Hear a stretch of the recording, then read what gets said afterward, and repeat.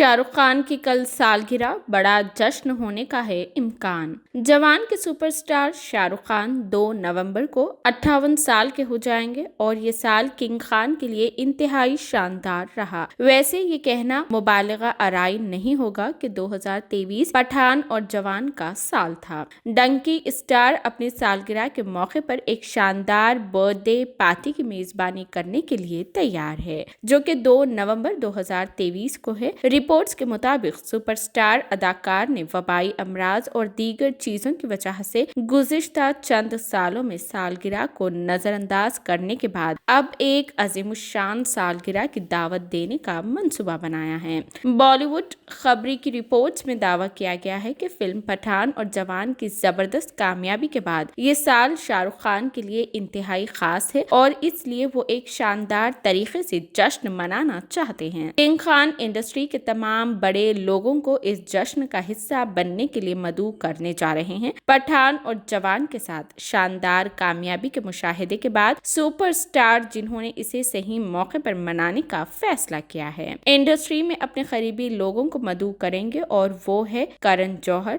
Alia Bhatt, Deepika Padukone, Rajkumar Hirani, Italy और दीगर। सलमान खान उनकी पार्टी में खुसूसी मेहमान हैं और जैसा कि शाहरुख खान ने कहा था, टाइगर 3 स्टार उनका भाई है और इस आदमी को किसी खास दावत की जरूरत नहीं है क्योंकि ये घर की पार्टी है और वो खुश आमदीद कहते हैं।